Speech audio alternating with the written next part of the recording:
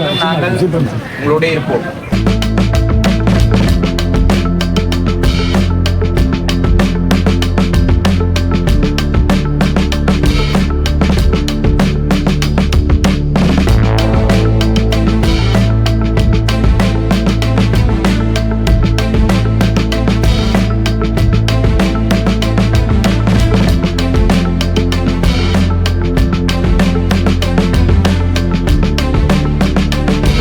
அனைவருக்கும் வணக்கம்.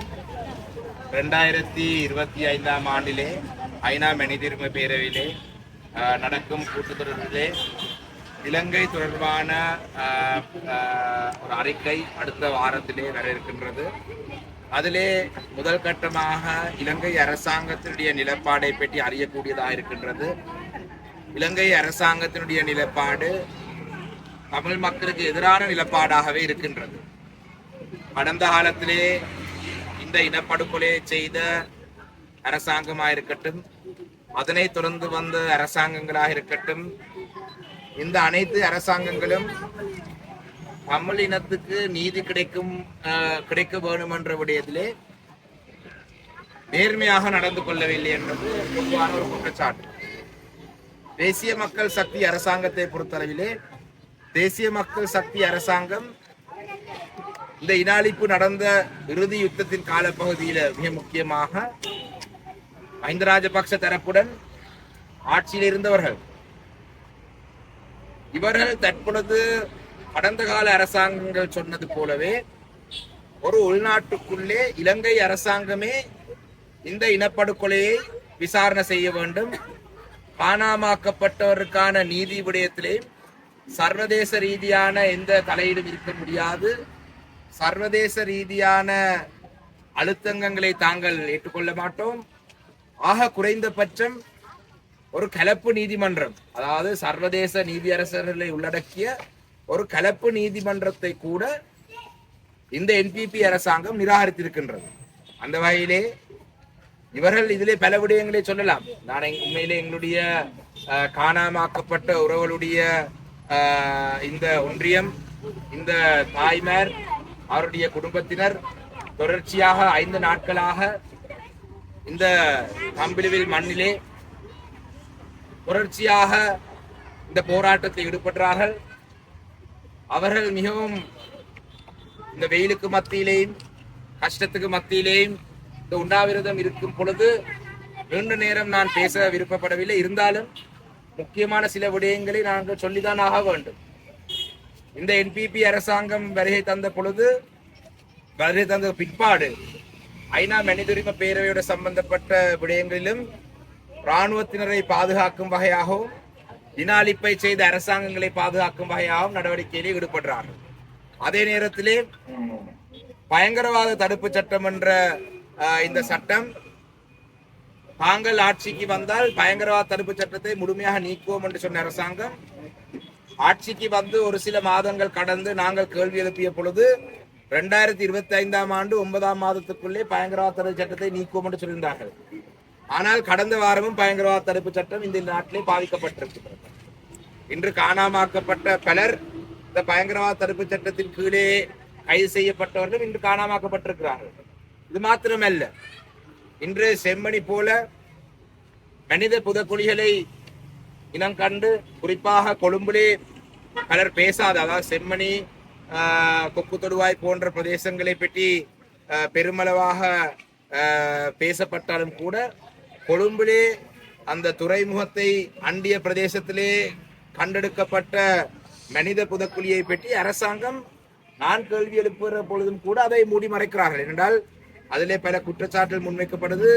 குற்றப்புலனாய்வு பிரிவினுடைய அலுவலகத்துக்கு பின்பகுதியிலே தான் அந்த மனித புதைக்குழி இனம் கண்டெடுக்கப்பட்டிருக்கின்றது. அப்ப இன்று நாங்கள் காணாமாக்கப்பட்ட உறவுகளுக்காக நாங்கள் நீதி வேணும் என்று கோரும் பொழுது இந்த கண்டெடுக்கப்பட்ட மனித புதைக்குழிகளுக்கு இந்த மனித புதைக்குழிகள் யாருடையது, இல்லாட்டி டிஎன்ஏ பரிசோதனை செய்ய வேண்டிய தொழில்நுட்ப ரீதியான அந்த போதிய அளவு வளங்கள் இலங்கை அரசாங்கத்திடம் இல்லை. இது சம்பந்தமாக, அதாவது கிருஷாந்தி குமாரசுவாமி படுகொலை செய்யப்பட்ட அந்த பிரதேசத்தை அண்மித்த ஒரு பிரதேசத்திலே கோப்ரல் சோமரத்ன ராஜபக்ச அவர்கள் அடையாளப்படுத்திய ஒரு பிரதேசத்தை தோண்டிய பொழுது 98ஆம் ஆண்டு கண்டெடுக்கப்பட்ட 15 எலும்புக்கூடுகள் தற்பொழுது பிரித்தானியாவிலே லங்கஷயர் என்ற பிரதேசத்திலே ஒரு யூனிவர்சிட்டி, ஒரு பல்கலைக்கழகத்தில் இருக்கின்றது. அப்ப 98ஆம் ஆண்டு கண்டெடுக்கப்பட்ட இந்த எலும்புக்கூடுகளுக்கு கண்டெடுக்கப்பட்ட அந்த பிரதேசத்தை, அண்மித்த பிரதேசத்தை தான் இன்று செம்மணியிலே அகழ்வு பணிகள் முன்னெடுக்கப்படுது.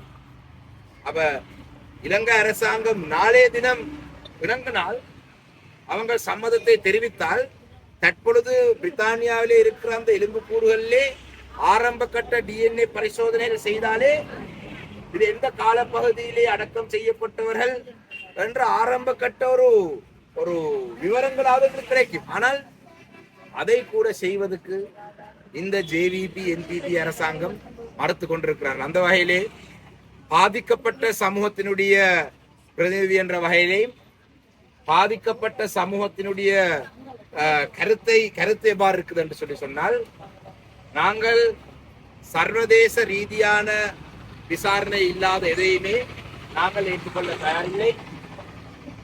எங்களுக்கு இந்த காணாமாக்கப்பட்டவருடைய அலுவலகம் ஊடாக இந்த அரசாங்கம் அரங்கேற்றும் இந்த நாடகத்தை நாங்கள் ஏற்றுக்கொள்ள தயாரில்லை. காணாமாக்கப்பட்டவருடைய அலுவலகம் உருவாக்கப்பட்டதிலே இருந்து அந்த காணாமாக்கப்பட்டவருடைய அலுவலகம் இலங்கை அரசாங்கத்தை ஒரு வெள்ளையடிப்பு செய்வதற்காக பயன்படுத்தப்பட்டு கொண்டு வரும் ஒரு திணைக்களம் என்றதை இந்த இடத்தை கூறிக்கொண்டு, அதே போலதான் ஒரு சர்வதேச விசாரணை நடாத்தப்பட வேண்டும். ரோம் ஸ்டாட்யூட் லோவை இலங்கை அரசாங்கம் கைச்சாத்த வேண்டும். சர்வதேச ரீதியான சர்வதேச நீதி அரசர்கள் உள்ளடக்கிய ஒரு விசாரணை முன்னெடுக்கப்பட வேண்டும். எங்களுடைய அதிகார பகிர்வு, அதாவது உங்களுக்கு தெரியும், இந்த டிரான்சிஷனல் ஜஸ்டிஸ் என்று சொல்லுவார்கள், நிலைமாறுகால நீதி. எங்கட அம்மாமார் எங்களை விட இப்ப இதிலே பரிச்சயமானவர்கள். இந்த நிலைமாறுகால நீதியிலே 4வது அம்சம், மீண்டும் இந்த நாட்டிலே இவ்வாறான ஒரு இன அழிப்பு நடைபெறாமல் இருக்குவதற்கு என்ன நடவடிக்கை எடுக்க வேண்டும் என்றுதான் 4வது அம்சம். கேரண்டி ஆஃப் நான் ரெக்கரன்ஸ். அந்த விடயத்தை நாங்கள் அடைவதாக இருந்தால், இந்த நாட்டிலே அதிகாரங்கள் பகிரப்பட்டு சமஷ்டி அடிப்படையிலே ஒரு அரசியல் தீர்வு தமிழ் மக்கள் கிடைத்தால் மாத்திரம்தான் அந்த மீண்டும் இந்த நாட்டிலே இவ்வாறான ஒரு கொடூரமான சம்பவம் தமிழினத்துக்கு நடக்காம இருக்கும் என்ற வாக்குறுதியை தமிழ் மக்கள் ஏற்றுக்கொள்ளலாம். அந்த விடயத்திலையும் கூட புதிய அரசியல் அமைப்பு உருவாக்குறதை பற்றி இதுவரைக்கும் அரசாங்கம் தன்னுடைய நிலப்பாடை அறிவிக்கல.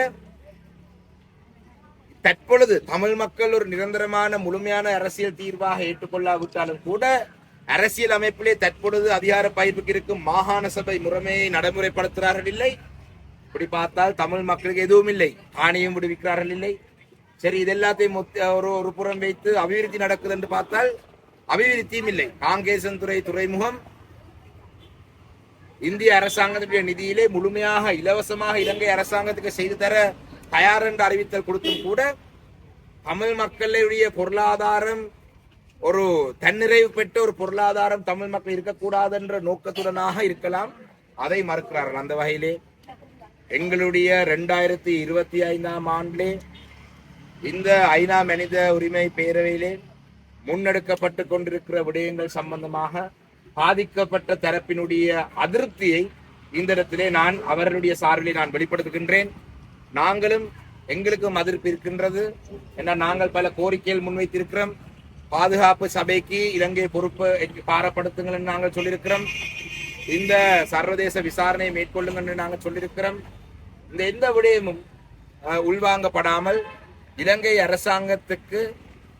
அரசாங்கம் தமிழ் மக்களை தொடர்ந்தும் ஏமாற்றிக் கொண்டிருக்கிறார்கள் என்றதை சர்வதேச சமூகத்துக்கு நாங்கள் இந்த இடத்திலே கம்பிலுவில் மண்ணிலே இருந்து நாங்கள் எடுத்துரைக்க விரும்புகிறோம். நன்றி.